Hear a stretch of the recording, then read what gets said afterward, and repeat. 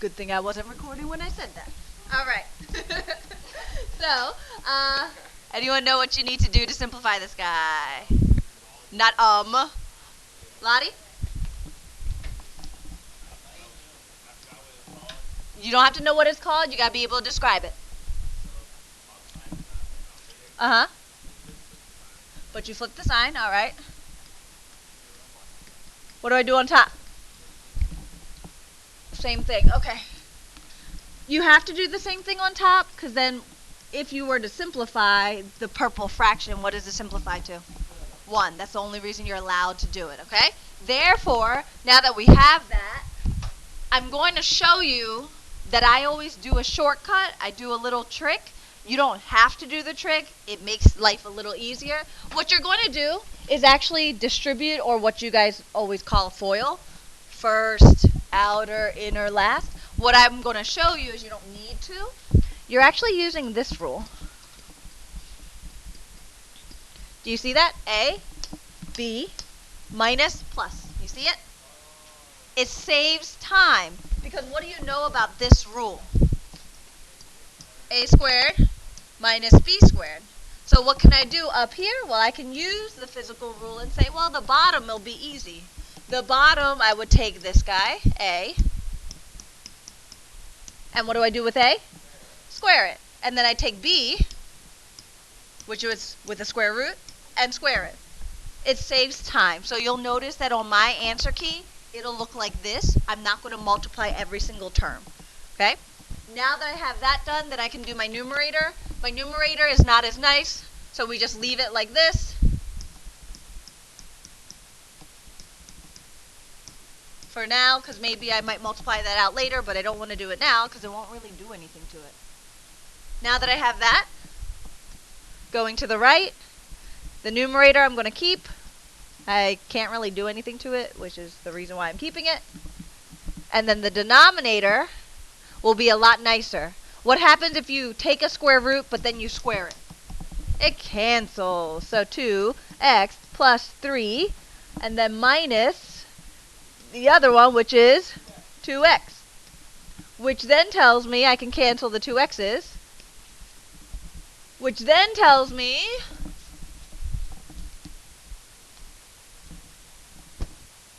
it is connected to the plus 3, but since everything is just being added or subtracted, the order doesn't matter. Does that make sense? Okay? All right. So now I get my numerator. 9, whoopsie, 2x plus 3 plus 2x, and then all over 3, which is why I told you don't distribute just yet, because now it's really nice. What does the 9 turn into? Just a 3. All right? You only have a few. You're only doing the circled problems unless you want to be awesome and do them all just because you're awesome. You're welcome to do that too. All right? The bottom part, we're going to end up simplifying things similar to it, which is why I'm not going to do an example right now. Okay. Good? All right. So let's review a little bit. Oh. Ooh, big note. Big note to you all. I have to move the study session for 2.1 to 2.2 review of the whole quiz to tomorrow. I am very sorry if that makes it difficult for some of you. If that is the case, I will record the whole entire key, everything we discuss, and hopefully that'll help. And if not, you're welcome to still come and see me. Okay? All right. Quickly. So remember, not today, tomorrow. We did this. We did this. We did, yeah, here we go. All right, so just to make sure we understand our tangent lines, everyone look at me. So arms out would be a 0 slope. Arms up would be an undefined slope. Hopefully I do this correctly. Okay, so does that look positive? Does this look positive? Yeah. Really? Okay, I'm with you. Positive, negative, okay? And you're going to try to balance your arms to kind of look like what you think the tangent line will look like, all right? And I'm going to point, and you're going to make a tangent line. All right, here's my pointing. Let's start with that guy. Okay? Ty? Hello? you even know what you're doing? All right. Matthew, are you just trying to not hit Baldrick in the face? Kinda. What type of slope are you right now? More negative? All right. So right here, that point. Okay. So I'm going to help you guys out. That's at the very top, and the only way we can balance at the top of there is flat. It's the only way we can balance there. Remember, it's like a seesaw. If you try to do this, curved, or this way, you won't be balanced on both sides. Okay? All right, let's try this guy.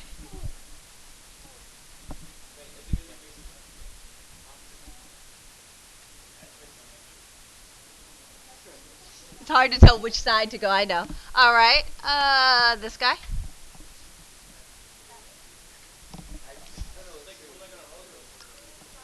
All right, now we're going to go faster. This one. This one.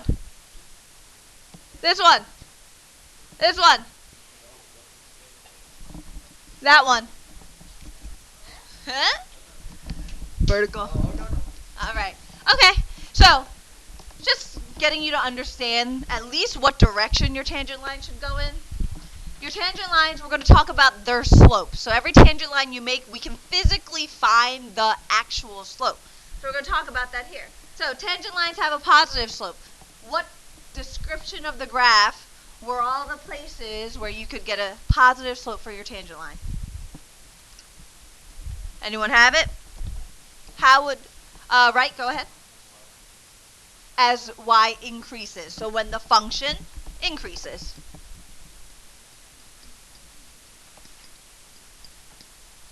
Therefore, easy question now, when is it negative? When it decreases, I'm going to call it f of x now.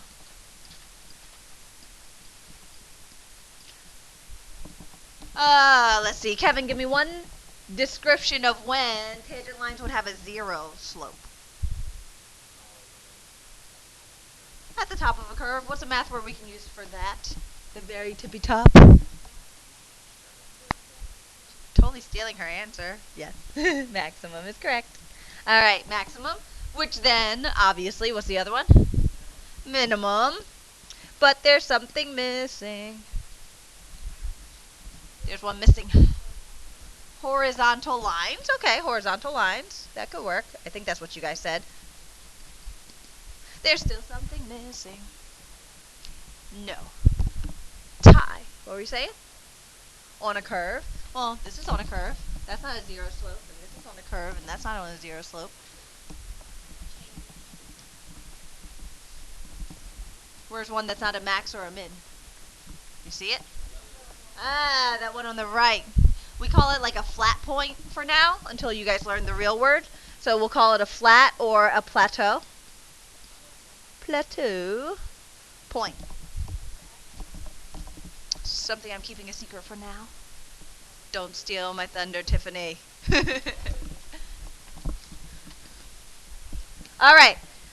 Tangent lines have an undefined slope when you have a vertical line or a vertical curve. There's actually a few others. Oh, that's not supposed to say that. If there is a discontinuity, and then actually Lottie gave us the other word, when there's a sharp corner. Do parabolas have any sharp corners? No, so you understand what that means. Does an absolute value have a sharp corner? Yes. So for now, I'm writing that, and we'll describe and actually learn exactly the reason why in a few lessons. But for now, just have it. It's a good thing to know. Vertical line always confuses people. X to the 1/3 looks like that. So it doesn't actually go vertical for very long, but there is one specific point where if you drew its tangent line, it would be vertical. And every other point close to it, it'll be slightly slanted. Barely noticeable, but slanted. All right? So, moving on. This was the review of lines I wanted you to have done because it has all the important information about lines that we're going to use soon. All right? You don't have to turn to that for now. All right. Here we go. Where was I? All right. So, we're going to prove some things today. First of all, starting off, this is point where x equals a. Okay? This here, I did not label, but what I did say down here is that the distance from A to the second point is h. That's how far away that second point is. What is the second point then? A plus h. So at x equal to a plus h. Now the other thing I'm going to do is actually label the points. So there's the point f of a, there's the point of a plus h, and we're going to physically label them. A comma f of a plus h comma f of a plus h. I am also going to say, we're going to call this point 1. We're going to call this guy point 2. And what I'd like for you to do is find me the slope between the 2 points, which I will write up the formula. And then I'm going to write another formula that is exactly the same thing. This is where we label the points A and B instead of what I labeled them there. All right, go.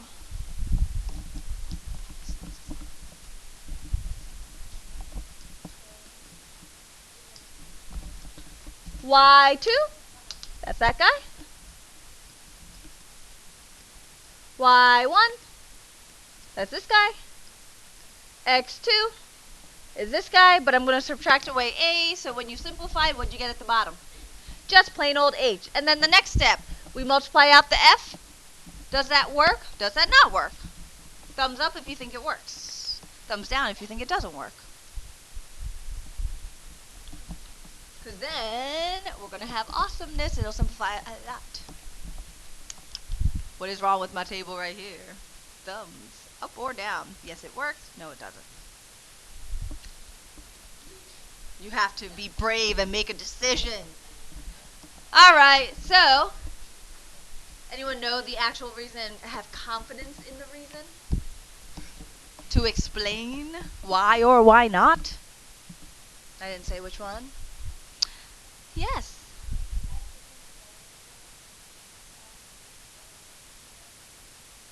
That's beautifully said. The whole thing is a y value. F is not a variable. That works for me so far. Anyone else? Because that totally makes sense to me. What does F stand for? Why do we happen to use the letter F usually? Function. Let's see. Nick, can you read me what that piece says right here? How do you read that? Oh, you said the word of. Hear that word of? That means you're not multiplying, which is why you can't distribute it for the exact same reason that was said here, which is it's the whole thing makes a y value. Just saying it will help you out. If you ever say the word of, it can't be multiplied. Just like sine of x plus y, you guys had to learn all those crazy rules of sums and differences and double angles and half angles because you can't distribute a function. All right, so that's as simplified as it can possibly get. Why is that there? Well, it's quite important. We're going to talk about I think for you guys, right underneath, there's some boxes. We're going to talk about the slope of a curve, the slope of a tangent line. Right now I have 2 points. What type of rate of change did I find with my 2 points? We learned it yesterday. What type of rate of change? Average. An average rate of change uses 2 points. What I'm going to try to get you guys to do is I want this point A to magically go backwards till I get closer and closer to point A. And how I'm going to do that is to take this distance h, and never mind, I don't want it that long, I want it this long. And now, no, I want it this long, and then I want it this long. What is h going towards? It's going towards A, I get that, but h was a distance, and what is that distance getting towards? Towards 0. So in this description here, I'm going towards 0. So what am I doing? I had 2 points and I found the slope, but if I move the second point closer to A, I'm no longer doing a secant line, I'm doing a tangent line. So we went from a secant, 2 points, which is right there, average rate of change, to a tangent line, which will be at 1 point. And how do I do that? Very easily. I take our answer that's here, and I erase it so I write with you. All right, so we're going to write the word slope. You're going to leave a gap. you're going to write exactly what you had, f of a plus h minus f of a all over h. And I wanted to show you that so you understand it's not magical. It's not some memorized fake formula. It comes from somewhere. It comes from slope. Please don't get this wrong. Please don't mess that up. Okay? Now, that right now is an average rate of change, and how do I make it into an instantaneous rate of change, which is the other type? Instant, meaning tangent line. What do you think I'm going to put here if I want h to go to 0? A limit. Oh, that's why we learned some limits. Because we're going to talk about them here. This is the foundation right there of calculus. You're going to see that show up over and over and over again. Alright, takes a little while, but you'll see it a lot.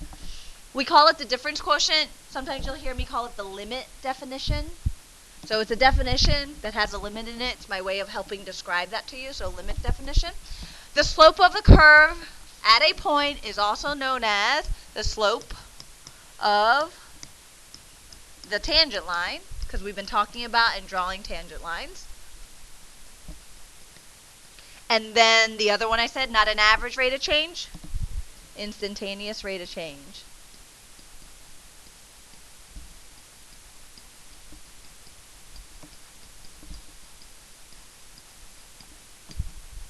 All right? Malky, how would you describe to someone the difference between the two different rates of change you learned?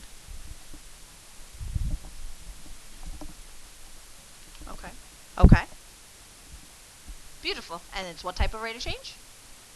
You said it perfectly. Average rate of change, 2 points, secant line. Instantaneous rate of change, 1 point, tangent line. That's pretty much the division of the two. Very nicely said. All right. So then, erase all my crazy work here. We are going to go through, this shows up on the 2.4.1 worksheet, so I want to at least make sure we go over an example of it. Using function notation, right? This is called the input.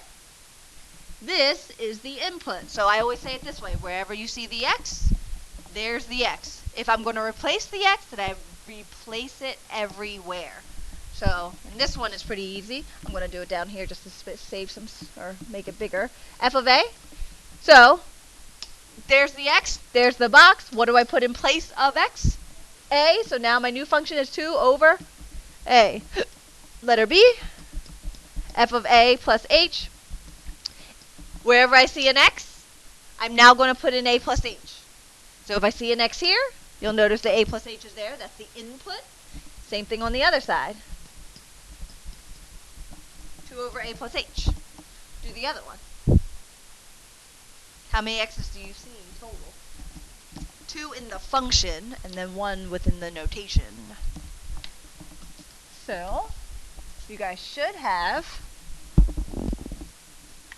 I do always use parentheses when I'm inputting for notes purposes. It also shows you that that negative is outside. It's only the squared for the a. So my answer for this guy would be negative a squared. No, it did not cancel. 2a minus 1. All right. Secondly, f of a plus h. This one, most of you guys stopped, and I could tell you probably didn't finish the problem because you were done too fast. So what did I do in place of this x and this x? I put what? A plus h. So let me put my negative out there. A plus h squared plus 2 times a plus h minus 1. And then I said, no, you're not done. What should you do? Because no, you're not done, as all of you guys stopped. Keep simplifying. Keep going. Finish it off. All right, so that squared, please make sure you know what it means. Squaring means this. You physically multiply it out twice. You don't distribute squares ever. All right, so a squared plus 2ah plus h squared. Having that memorized does definitely help so that you don't have to FOIL. I call distribute. What do I do with this negative? Should I do it now or should I do it after? After, okay. So that negative should stay there. Then you have the a squared plus a 2ah plus h squared. Then close it. I'll distribute my 2a plus 2h minus 1. And then yes, I'm going to actually go through and distribute my negative to all my terms that I'm supposed to distribute it for, and then recopy the rest. Any questions on that guy? If you're nice to me, maybe I won't make you do like a negative x cubed plus 2x squared plus 5x minus 4. That would suck, wouldn't it? You should be nice to me. Extra nice. All right, here we go. So we're going to use pretty much everything that you've kind of learned in pieces. You learned everything in total and complete and utter pieces. And what I'm going to spend tomorrow doing is really putting everything together. But we're going to start off at least algebraically being able to do something you did just by your arms. We sat there and we moved our arms. We said zero slope, positive, negative slopes. But when you move your arms each time, you should be able to count a physical slope. If I gave you a scale against this wall and I sat here like this with a straight line, you could physically find the slope of that line. And calculus is based off of us finding the slopes of all those tiny little tangent lines you made. No matter what the tangent line looks like, I should be able to find the slope. And you're thinking, why would you care to do that right now? Right now we're going to do it. Later on you'll figure out exactly why we do it. So to start off, how do you find the slope of the curve at x equal to a? Well, you use your formula. You use the limit as h goes to 0 of, let's see how well you know it without me writing it down. Try to write it down for yourself, see if you remember it. Because obviously, another definition you have to know. I'm saying it out loud for you to all remember the quotient difference. Limit definition of slope. Plus h, and then minus, remember it comes from slope, that's why there's the minus there. Alright, we're going to use it.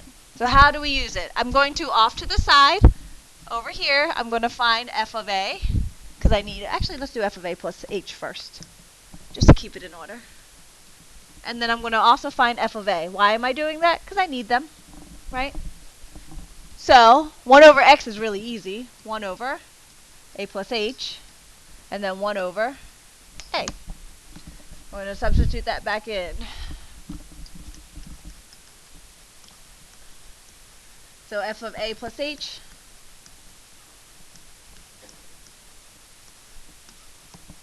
I'm going to ask you a question.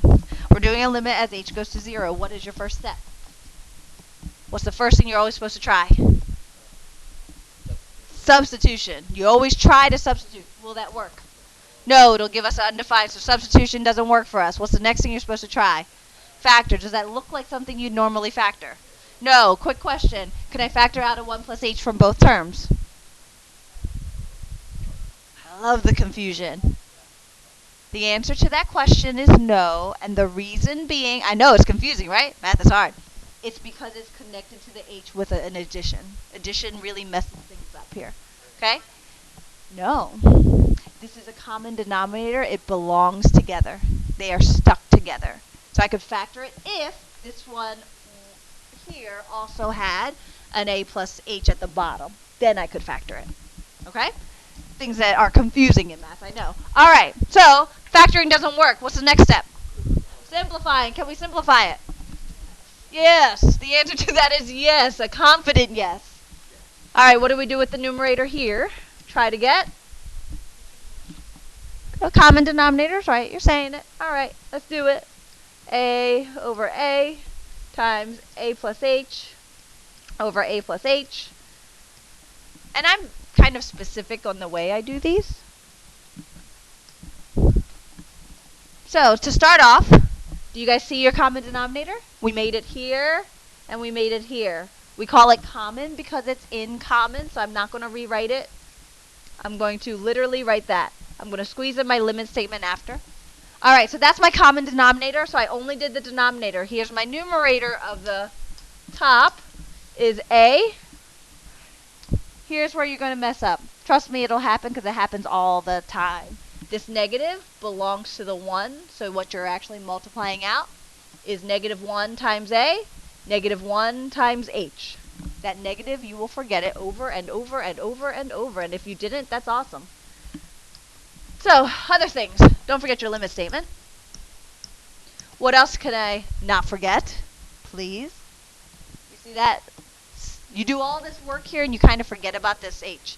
This over h, but I don't want a stacked fraction. I don't want a fraction on a fraction, so what am I going to do? Multiply it by 1 over h. Okay? So, things that we can simplify, a minus a. And what do we end up with? We end up with limit, don't forget your limit, negative h over a times a plus h times h. Yes, you can go straight through and multiply them. And then last step here, cancel that h with this h. What's left in the numerator? Negative 1. And the denominator, a times a plus h. Did I take a limit yet? No. So put it back. Now I'm going to finally take my limit because what you'll notice, if you substitute 0 in now, is there a problem? No. You did all that work just to make sure that the bottom didn't have a 0 in it. That's the whole reason we simplified. Now that it doesn't, I can put in my 0. And what do I get? Negative 1 over a squared. So that looks kind of odd and ridiculous. So what did you actually just find? You found yourself a nice formula. You found an equation. And what does that equation do? It does exactly this. Part B. Find the slope of the curve at x equal to 2. Well, the slope. How do you think I'm going to find it? Put it into that nice little formula.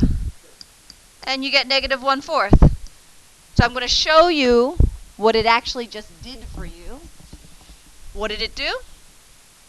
It said, all right, so you have this nice graph, and it looks like this. And it looks like this. And it's not perfect. And it said at x equal to 2, so we're going to pretend that's 2. You went to this point, and the point was 2 comma 1/2, right? What did you just find, though? Because it wasn't any of that. It was this. You see my green tangent line? If I was to put a grid on top of the graph, I could physically count my rise over run, or I could find 2 points on that line, and I could 100% tell you that the slope of my green line is negative 1/4. Therefore, what you just found, no matter where I ask you a point, I could ask you here at x equal to negative 9, you can find me the tangent line slope here. That's supposed to be a 4. All right. It's online if I went too fast for you, okay?